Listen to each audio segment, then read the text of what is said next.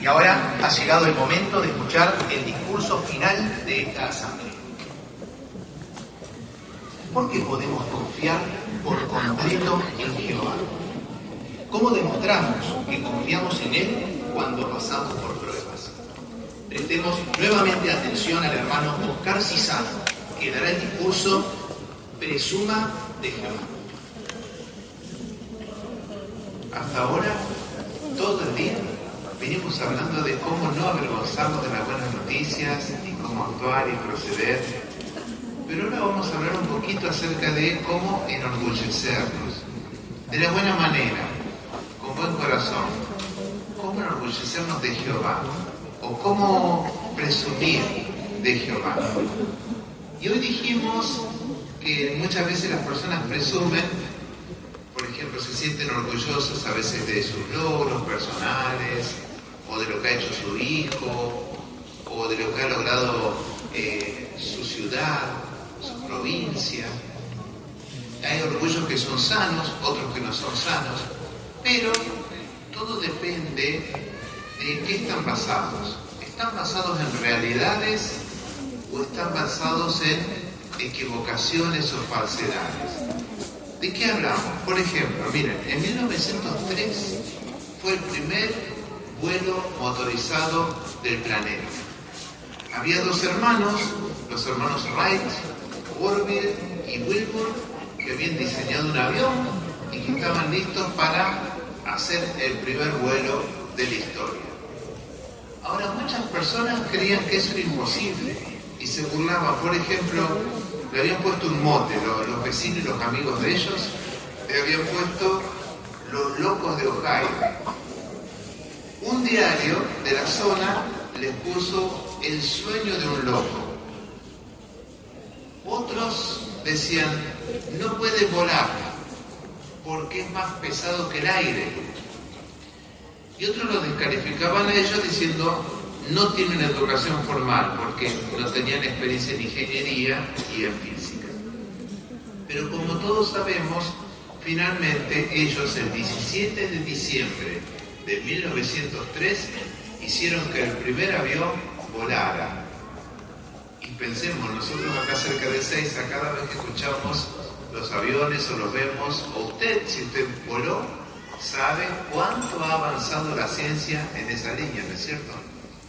¿Cómo se habrán sentido estos dos hermanos carnales cuando tuvieron éxito? ¿Verdad que se habrán sentido orgullosos? Y los demás, los que los criticaban, ¿cómo se habrán sentido? Avergonzados, ¿verdad? Porque estaban basados en falsedades. Nosotros vamos a analizar ahora rápidamente qué falsedades a veces hace que la gente ponga su esperanza en algo equivocado.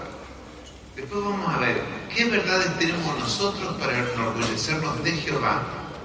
Y después vamos a ver cómo nosotros podemos reaccionar y comportarnos de una manera en que presumamos o mostremos que estamos contentos y orgullosos de Jehová Dios. Vamos a empezar entonces con las falsedades que el mundo tiene. Pero antes de hacer eso, vamos a darnos la clave de cómo podemos nosotros presumir de Jehová. Así ya la tenemos resuelta. ¿Qué le parece? Nosotros ahora mismo podemos decir, bueno, esta es la manera en que yo voy a enorgullecerme de Jehová. Vamos a buscar Salmo 34, 1 y 2. Anótelo, porque por ahí en algún repaso puede aparecer esto. Salmo 34, 1 y 2 dice: alabaré a Jehová en todo momento, su alabanza estará siempre en mis labios. Con orgullo hablaré de Jehová, el manso lo oirá y se alegrará.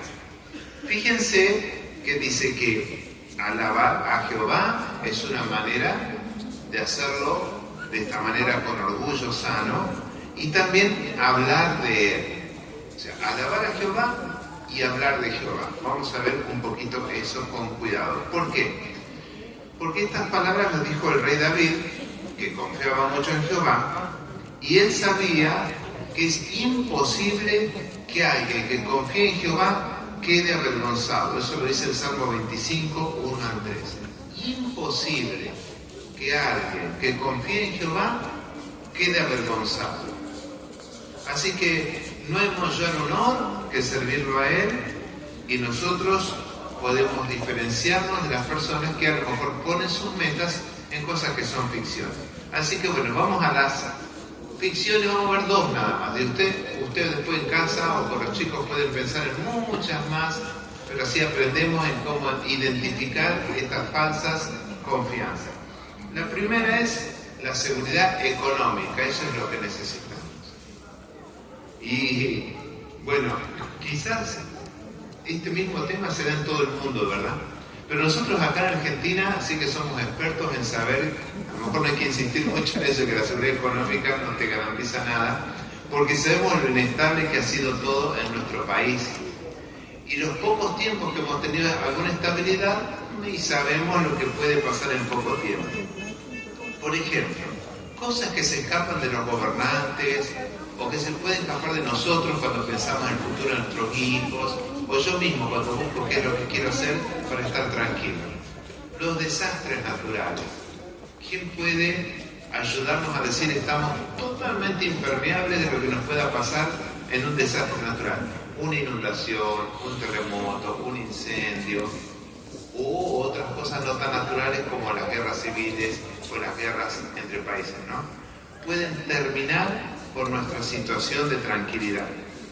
Una crisis económica, como por ejemplo la del corralito, ¿quién se olvidó del corralito? Podría ser que la cuenta bancaria quede pulverizada. Los ahorros que nosotros teníamos totalmente desaparecidos. Hay gente que durante la depresión que experimentó la humanidad en 1929 y 1930 terminó suicidándose, ¿no? Porque de un día para el otro se quedaron sin nada absolutamente. Pero la otra fantasía es la estabilidad política. Bueno, yo confío en que ahora tenemos estabilidad política, vamos a tener estabilidad, los gobiernos y todo eso. ¿Cuánto pueden los países garantizarnos a nosotros la estabilidad y la tranquilidad? Hay países que por muchas décadas han tenido paz, en continentes en donde ha habido muy poca actividad bélica. Sin embargo, de repente todo eso cambia. Países que nunca tuvieron un conflicto armado ahora están envueltos en una guerra, o que hace mucho tiempo que no lo tenían. Y nosotros sabemos también, por experiencia local, que hasta nuestro país años atrás estuvo envuelto también en conflictos bélicos, cuando nosotros siempre pensamos que estábamos alejados de todo eso. ¿No es así? Los gobiernos no son capaces de garantizar a sus ciudadanos que van de verdad a disfrutar de paz y tranquilidad. ¿Y sabe por qué, hermano? Porque las opiniones de las personas, sus ideas, sus ideales están en conflicto entre sí. Ni siquiera en un mismo país, en una misma provincia o ciudad, hay un acuerdo. Y muchas veces se promueve ese disenso, pero el resultado es que las oposiciones son tan grandes que terminan convirtiéndose en o violencia o en una imposibilidad de llegar a acuerdos. Por ejemplo, pensemos en el caso del nacionalismo, ¿no? Uno podría decir, bueno, el nacionalismo es la máxima expresión de qué cosa. Bueno, pensemos. ¿Cómo razona la persona que es nacionalista? La persona piensa, mi país es el mejor.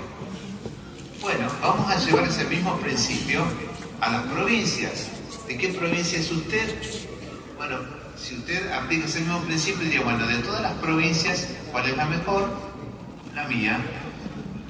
Vamos a llevarlo a la ciudad dentro de la provincia. Acá estamos en la provincia de Buenos Aires. Bueno, ¿cuál es la mejor ciudad, la mejor localidad, el mejor partido? El mío, nomás que dice uno, ¿no? Ahora lo vamos a llevar al barrio, lo vamos a llevar dentro del barrio de la familia, dentro del vecindario, acá en el barrio. ¿Cuál familia te parece a vos que es la mejor? Sí, la mía. Mi familia es la mejor. Y ahora el último paso, dentro de la familia. ¿Quién es el mejor? Yo. Bueno, o sea, se dan cuenta que esa es la manera más egocéntrica o egoísta de pensar.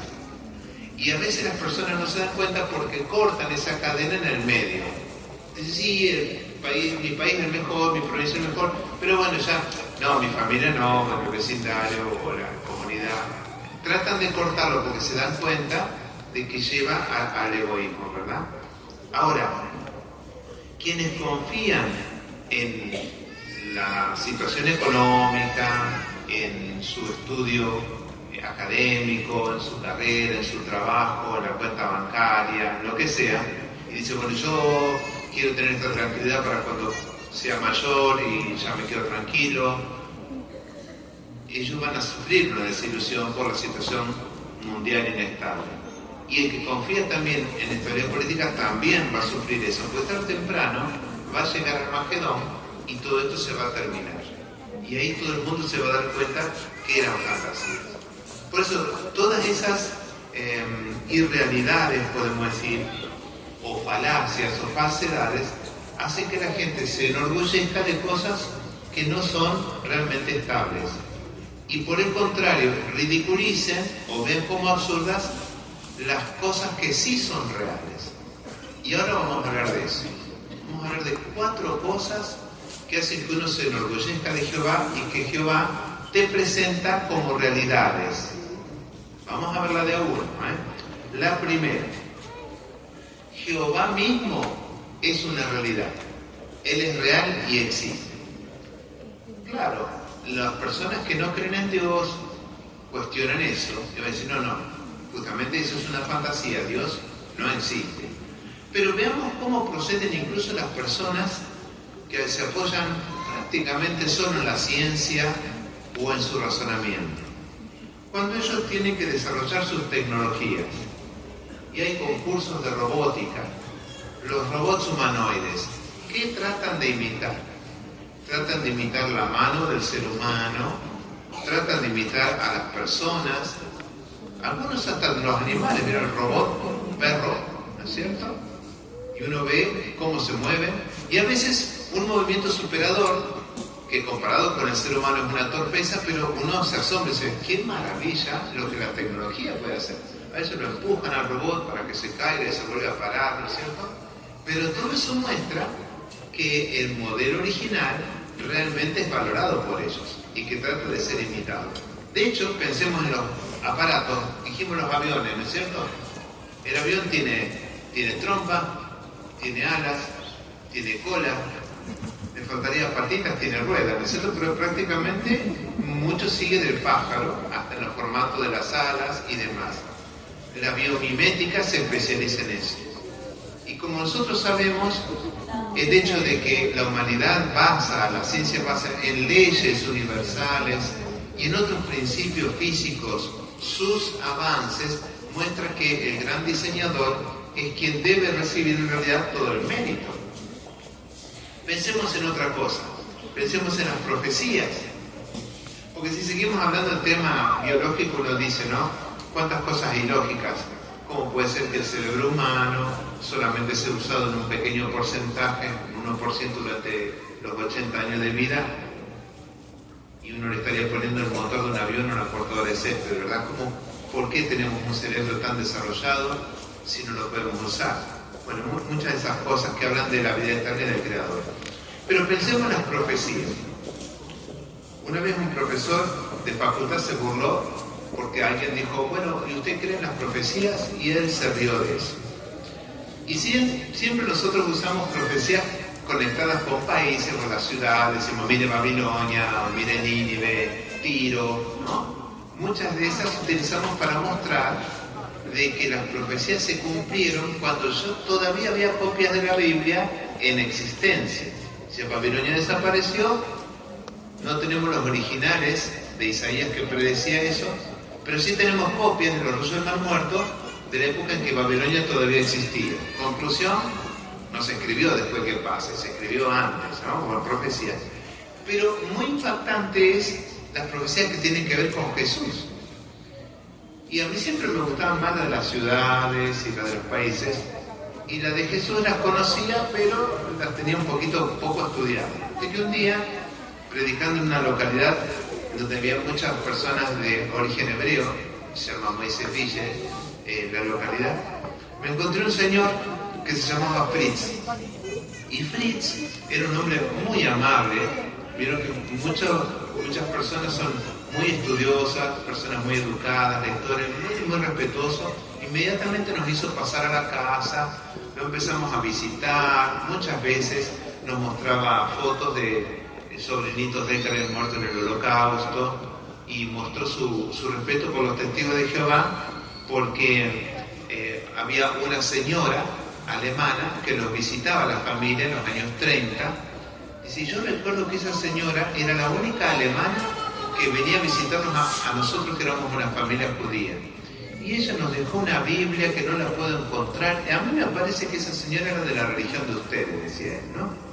Pero él no reconocía que Jesús fuera el Mesías. Él decía, bueno, Yehoshua era un rabí que estaba en conflicto con los otros rabí de aquel tiempo, pero bueno, era un rabí nada más. Entonces dijimos, bueno, ¿qué le parece, don Fritz, si leemos juntos el capítulo 53 de Isaías? Bueno, dice, entonces agarramos, empezamos a leer entre todos ahí el capítulo 53, y vio que cuando usted lee ese capítulo es demoledor, porque empieza que como el cordero que no habla, que enmudeció, lo llevan al degüello, que cargó los pecados de nosotros, que murió, que lo insultaron, todas las cosas que no es común que del Mesías se espere que pase. Cuando terminamos de leerlo, hacía todo eso, le dijimos, ¿y don Fritz, qué le parece? ¿De quién estará hablando el profeta? Y él sonrió y dijo, parece que de este, ¿no? Él ni siquiera quería nombrarlo, pero bueno, siguió don Fritz asistiendo a reuniones y todo. Nunca se declaró de parte de Jehová del todo, pero me impresionó mucho el impacto de las profecías, ¿no? Bueno, otra muestra de que Jehová es real. Así que la primera realidad es Dios mismo. Él existe y hay muchas formas de probarlo. Hay que profundizar en cómo hacerlo. Vamos a otra. El reino, ese gobierno es real. La gente dice, pero qué fantasía, o sea, ¿dónde está tu rey, tu presidente? A ver, ¿qué es el gobierno para ustedes? El gobierno celestial de ustedes, ¿qué está logrando para ustedes? Y ahí está la nuestra. Porque ¿qué está logrando? El programa de educación que tiene el reino. ¿Usted se fijó en lo que es eso? No es solamente que agarramos el sitio JW y que está en más de 1000 idiomas, ya de por sí eso no es milagroso, pero anda por ahí nada más, porque leerlo en tantos idiomas, con esa calidad y ese nivel es impresionante. Pero lo que nosotros nos enseñan en las reuniones no se queda solamente en que si usted va a Italia, hoy va a escuchar la misma canción, va a escuchar, va a participar en el mismo estudio de la atalaya, o durante entre reuniones entre semanas van a hacer los mismos temas. No es solamente eso, que de por sí es extraordinario.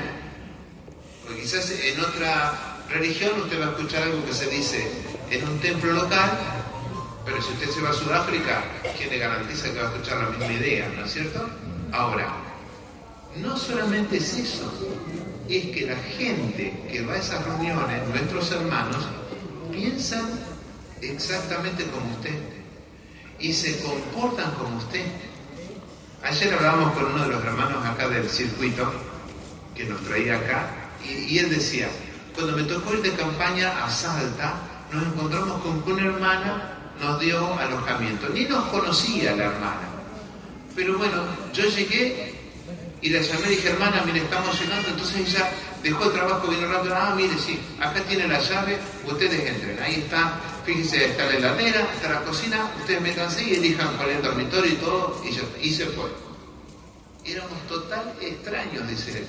Y sin embargo ella nos entregó su casa a nosotros completa, y después ella y otra hermana con la cual que se habían mudado ahí para servir, con nosotras nos vamos a vivir a otro lado un tiempito para dejarlas a ustedes solo la casa. Fíjense, hermano, sin conocerse. Y como eso lo hemos visto en cuántos países, no solamente las asambleas, con los desastres naturales y demás. la educación y el cambio de las personas que produce el reino son realidades. Nos pasó otra en México.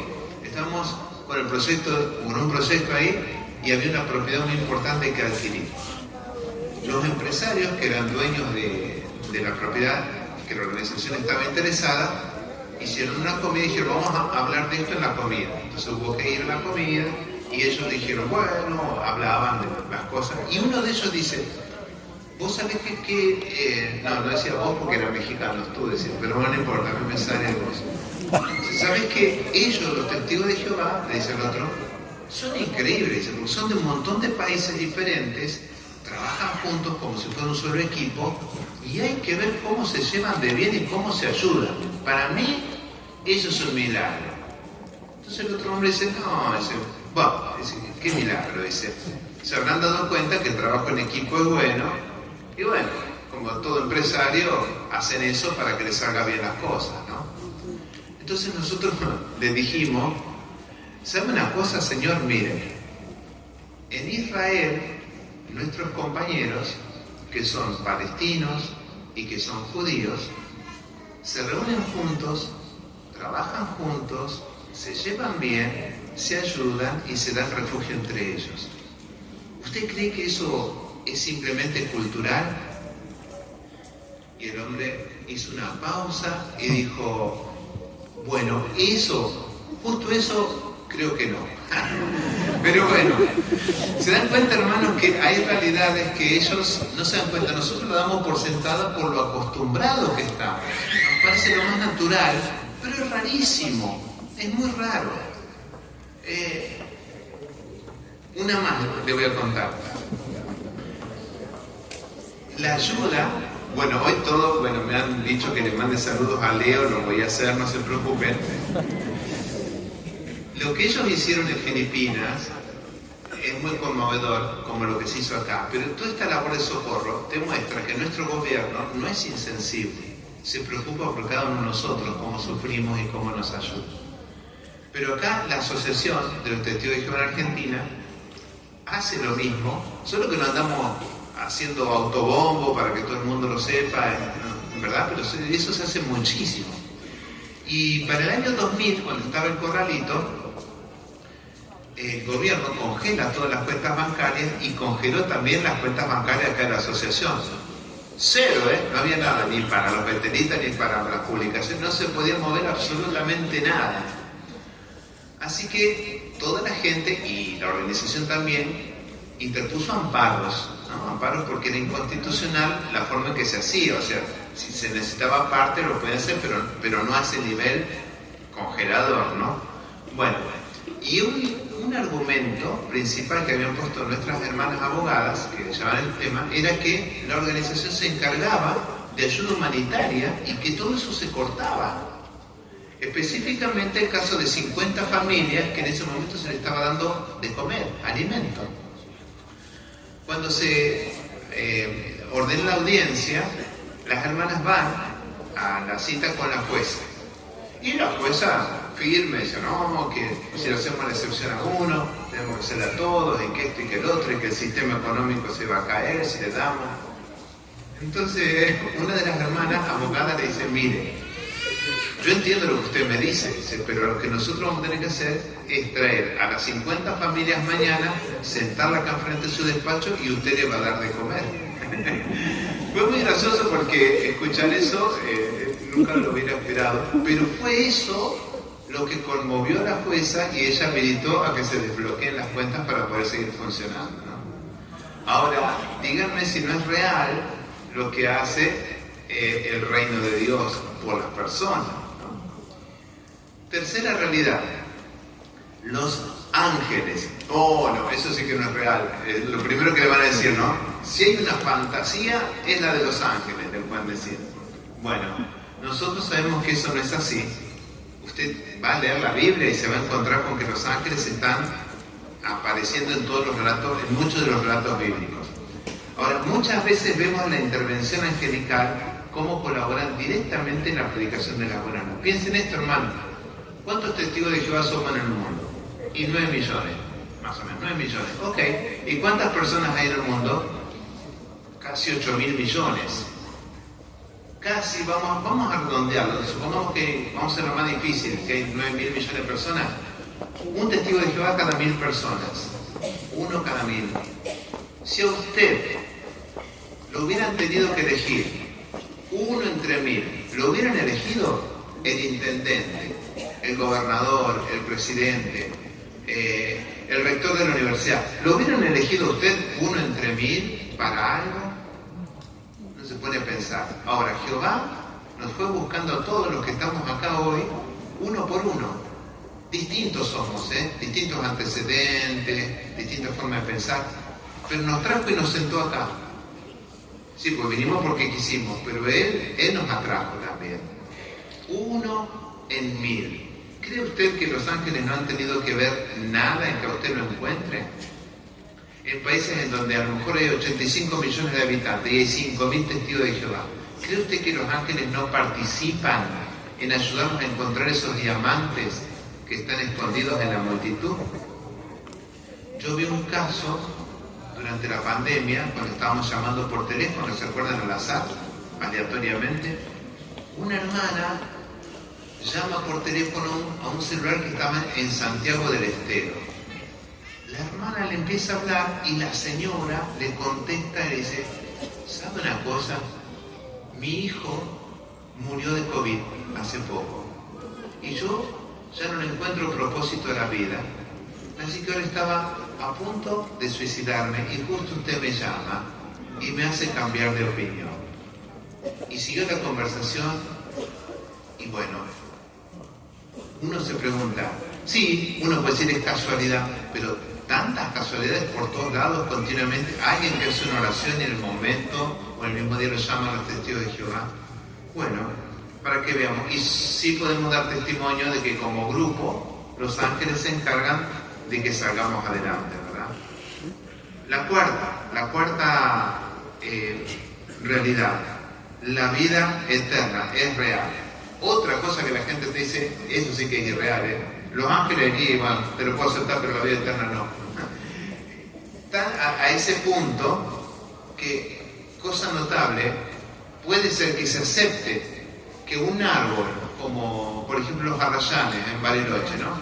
Dice, estos árboles tienen 700 años de edad. Estaban antes de que venga Cristóbal Colón. Y es cierto. Ahora, una planta vive 700 años y yo a los 90 me tengo que morir. ¿No es una cosa inconsistente todo eso? Bueno, la promesa de vida eterna y en la tierra está repetida tantas veces en la Biblia que es asombroso. Claro, está dispersa. Van a ver en el Salmo, en Isaías, en Mateo, en Apocalipsis. Pero cuando uno las lee todo junto, por ejemplo el capítulo 2 del libro Disfrute, cuando uno lo analiza con la persona, es arrollador. La persona nunca pensó que la Biblia hablara tanto de vivir acá en la tierra, con tanto detalle. Bueno, pero acá paremos un poquito con las 4 realidades. Ustedes pueden buscar muchísimas más, ¿no es cierto? Pero 2 fantasías, 4 realidades que nos da Jehová. Lo que queremos hablar para terminar, hermanos, es ¿cómo podemos presumir de Jehová durante una prueba? Y vamos a buscar un ejemplo bíblico de alguien que se sintió orgulloso de Jehová, pero cuando estaba en un momento re difícil, que fue David. No estaba en su palacio, no estaba en una casa, estaba en una cueva, con 400 hombres en la cueva de Adulam. Y usted puede imaginarse, hermano, lo que es vivir en una cueva. ¿Le tocó alguna vez vivir en una cueva grande? Yo no, pero, por ejemplo, me pongo a pensar, el momento de ir al baño, ¿no? Las personas que tenían que ir al baño, ¿qué comodidades habrá habido? Cuando se tenían que bañar. O cuando, como estaban con su familia, los 400 hombres de David, quizás había algún conflicto entre los chicos. ¿Qué postura tomarían los padres? ¿Qué ocurre cuando había alguna discusión del matrimonio? ¿A qué parte de la cueva vamos para que no nos escuche nadie? ¿Cierto? Bueno, cosas así. Pero solo para decir algo, porque uno dice, ¿y tengo yo que vivir en un lugar así? ¿Me quieren matar? Estoy en una cueva. Y ahora David sale con que él está orgulloso de Jehová, ¿no? Entonces él compone una canción que es el Salmo 34, y junta a todos sus hombres y a la gente y él se las canta, porque él quiere animarlos, quiere transmitirle eso, y con eso lo hace para nosotros. ¿Quiere que escuchemos y que lo veamos?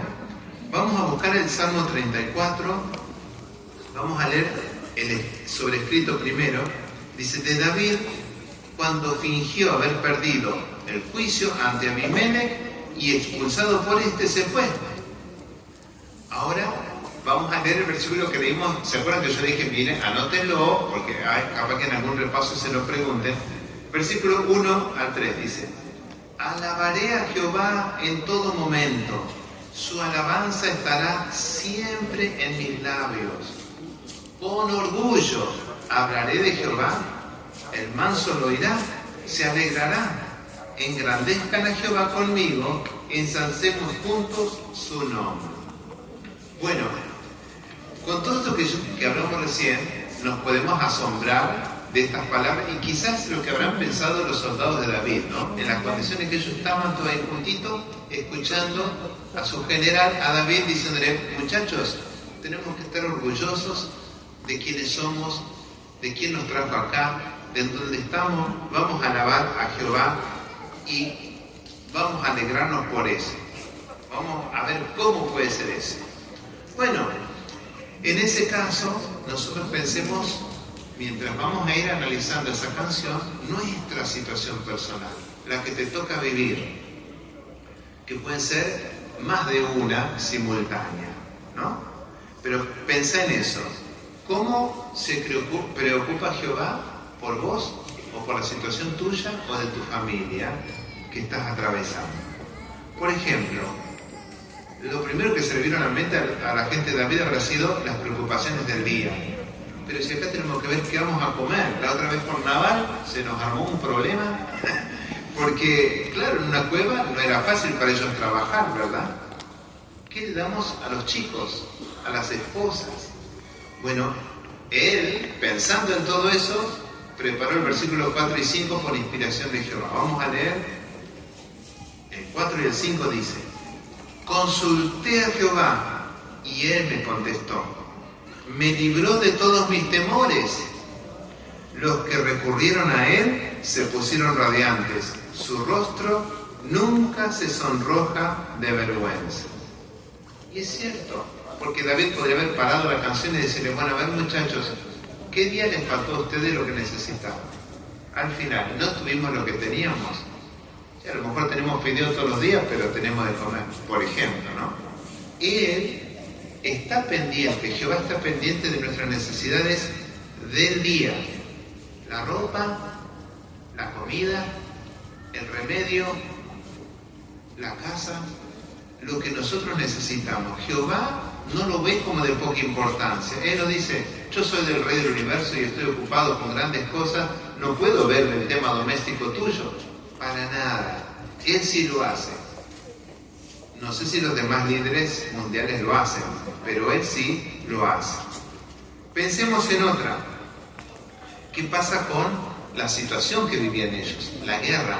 En cualquier momento Saúl caía, los agarraba todos en la cueva, los mataba. ¿Qué pasaría con sus mujeres, con sus chicos? Y hoy en día nosotros pensamos, una guerra, un desastre natural, una catástrofe, ¿qué hacemos? Vamos a ver el versículo 6 y el 7. Este humilde hombre, dice David, llamó y Jehová oyó, lo salvó de todas sus angustias. El ángel de Jehová acampa alrededor de los que le temen a Dios y los rescata. ¿Y se acuerdan el sobrescrito de este salmo? ¿Qué decía? Que él había escapado del problema con Abimelech. Cuando, ¿se acuerdan? Él fingió que había perdido la cordura para que no lo maten los filisteos en Gad. Lo que pasó, pero Jehová lo ayudó y lo rescató. Así que esta garantía de ayuda de los ángeles no es la del ángel de la guarda que cree la cristiandad. No. Los ángeles no nos van a escudar de todo daño que podamos sufrir, pero sí de un daño en especial. Nada va a interferir con nuestra relación con Jehová, nuestra amistad con Él. Y con eso estamos salvados. porque Jehová es nuestra salvación. Así que nos sobra la ayuda que nos dan los ángeles entonces. Vamos a otra preocupación. ¿Qué hay de los valores morales? Ustedes imagínense los soldados de David en la cueva. Una vez que ellos salen de las ciudades y se encuentran con esta situación de estar fugitivos, perseguidos por la autoridad, qué fácil hubiera sido para ellos convertirse en saqueadores, en ladrones, personas violentas. ¿Cómo habría sido el lenguaje de ellos? ¿Habría sido un lenguaje agresivo, prepotente, de pocos modales? David hasta tiene en cuenta eso, y miren cómo les habla él, siendo el general. Vamos a ver versículos 11 al 14. Es que no habíamos visto el salmo así, 11 al 14 dice: vengan hijos míos. No dice soldados, ciudadanos, no hablaba así, hijos míos, le dice, era el general. Escúchenme, les enseñaré el temor de Jehová. O sea, piensen en Jehová cuando estén solos, piensen en Jehová cuando ejerzan autoridad, ténganle ese respeto, ese temor a Jehová. ¿Quién de ustedes disfruta de la vida y quisiera gozar de muchos días buenos? ¿Quieren ser felices? ¿Quieren disfrutar de la juventud? ¿Quieren pasarla bien? Dice David. Yo quiero que ustedes sean felices también. Entonces en el 13 le agrega: en ese caso, refrena tu lengua de lo malo, tus labios de hablar con engaños. Apártate del mal y haz el bien, busca la paz y ve tras ella. Por eso debe haber sido un deleite estar cerca de los soldados de David. Habrán sido personas muy correctas, respetuosas, obedientes. ¿Se acuerdan cómo él mismo los refrenaba? No hagas eso, esto para Jehová es malísimo, ¿no? Él no tenía problema en hacerles ver a ellos con amor, pero con firmeza, cómo proceder. Y hoy en día lo mismo. Nosotros siempre tenemos que mostrarle a la gente que respetamos el derecho de las personas a elegir. Jamás vamos a condenar a nadie por su estilo de vida o por sus valores, por sus creencias. Nunca nos vamos a burlar ni vamos a obligarlos. Solamente vamos a ser sinceros en explicar qué es lo que piensa Dios del asunto y en pedirles que nos respeten a nosotros. El mismo respeto que le damos a ellos, que ellos también nos lo den a nosotros o a nuestros hijos. Por eso no tenemos problema en predicar regularmente y en tocar cualquier tema que las personas quieran tocar. Esa es la clave. Nuestros valores morales, sabemos, tienen garantizada la felicidad. Me dijo un hermano que estaba, él dice, estaba inactivo, habíamos ido a una asamblea en Uruguay y justo se presentó, ¿se acuerdan el folleto que dice que Jehová quiere que vuelvas? Y entonces se presentaba para todos los hermanos inactivos, ir a buscarlos. Muy lindo, ¿no? Porque nuestros hermanos queridos siguen volviendo cada vez más. Y al día siguiente, el sábado, vi un hermano que estaba apoyado y su hija en una silla de ruedas. Entonces me acerco a él y lo saludo: ¿qué tal, hermano? ¿Cómo le va? Bien, muy bien. Dice: ¿cómo anda usted? Bien. ¿Y usted de Argentina? Sí, yo soy de acá de Uruguay. Y entonces él solo me dice: yo estoy inactivo. Ah, ¿sí? ¿Y usted vino ayer? No vine ayer. Ah, porque mire, ayer se presentó este folleto. ¿Quieren que vamos a publicaciones y le dan una? Me dice: sí, pero mire, te voy a decir algo. Me dice, ya él me tuteaba, te voy a decir algo. Dice: yo me casé con una testigo de Jehová y así me fue ese. Así que, dice, es relativo todo. Claro, le digo, hermano, lo entiendo y me apena mucho. Pero me hizo acordar a cuando mi papá que me decía: mira, hay personas que fuman 85 años y nunca le agarró cáncer de pulmón. Sí, puede pasar, ¿verdad? Estamos hablando de los principios en general y qué es lo que ocurre con todo. Y seguimos hablando muy bien con él y él se entusiasmó y fue y se buscó el folleto y todo. No sé qué habrá pasado, pero yo tengo la esperanza de que él y su hija, porque tenían un gran corazón, están con nosotros y son nuestros hermanos, ¿no? Pero miren qué cosa linda saber lo que es seguir las normas morales de Jehová y los buenos frutos que da. ¿Qué da más felicidad? ¿Ser fiel en el matrimonio? ¿O practicar el amor libre y no saber uno qué esperar, qué le va a pasar? ¿Tener la estabilidad de una palabra de compromiso que me da? ¿O no saber si yo con esta persona voy a poder contar mañana porque simplemente cambió de sentimiento rápidamente, ¿no? Solo para poner algún ejemplo. Vamos a algo más. ¿Y qué pasa si me ocurren daños, pérdidas que no puedo ahora reparar? Voy al médico y me dice que tengo una enfermedad terminal. O se me muere un ser querido, un hijo, un cónyuge, un padre. La canción también toca ese tema. Miren qué sensibilidad de David y la de Jehová, ¿no? Versículos 17 al 19. Dice, gritaron y Jehová oyó, los liberó de todas sus angustias. Jehová está cerca de los que tienen el corazón destrozado, salva a los que están hundidos en el desánimo. Muchas son las dificultades del justo, pero Jehová las libera de todas ellas. Y ahora fíjense el 20. Él protege todos sus huesos, ni uno solo ha sido quebrado.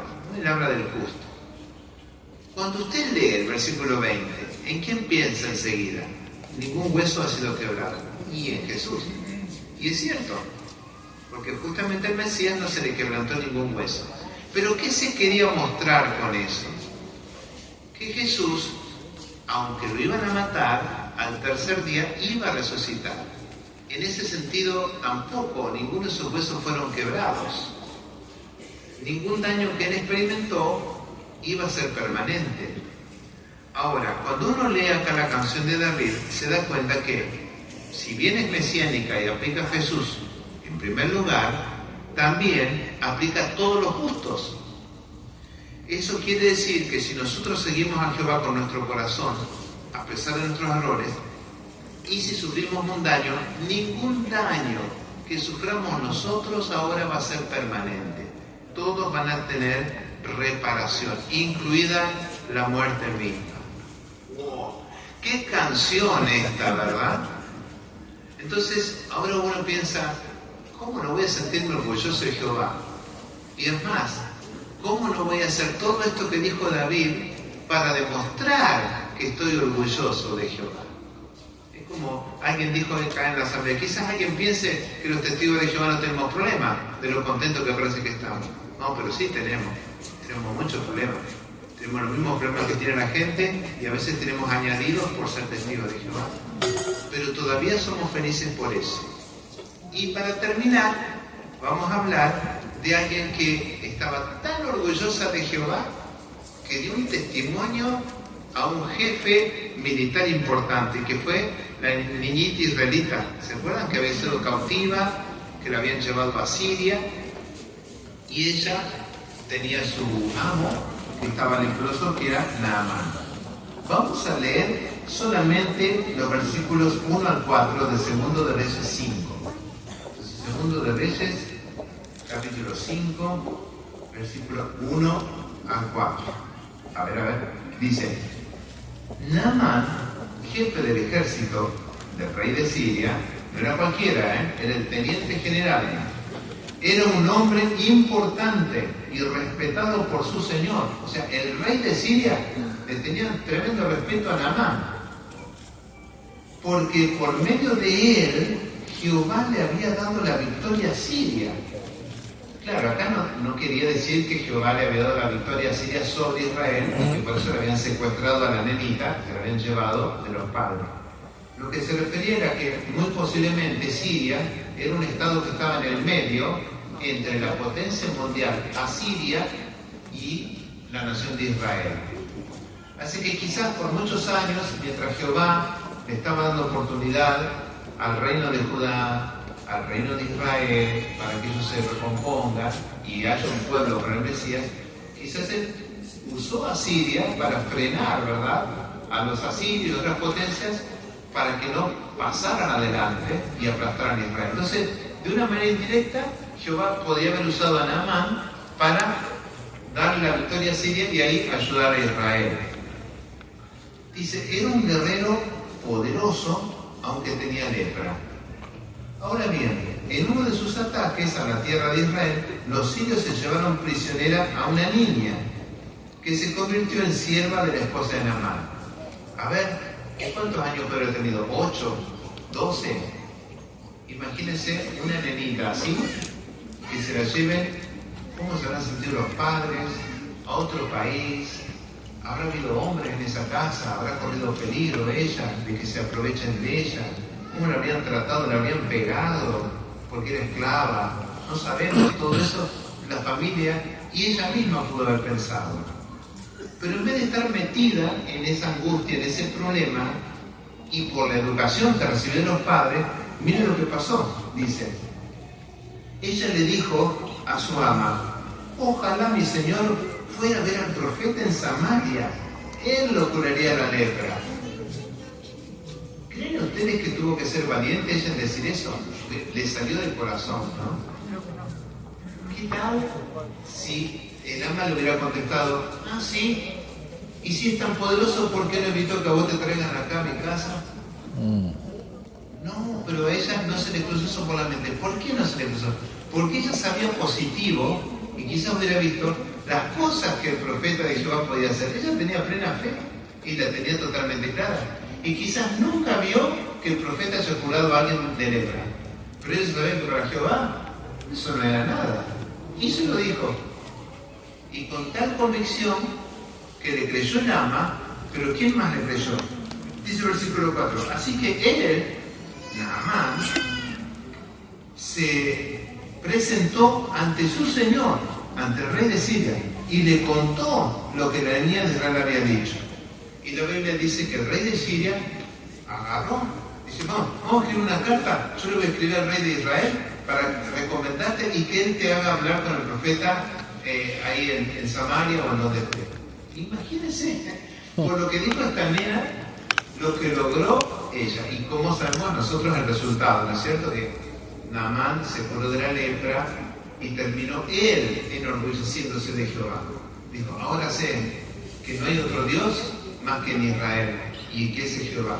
Déjame llevar aunque sea un poco de tierra, que yo quiero ofrecer sacrificio a Jehová, y de ahí se convirtió en adorador de Jehová.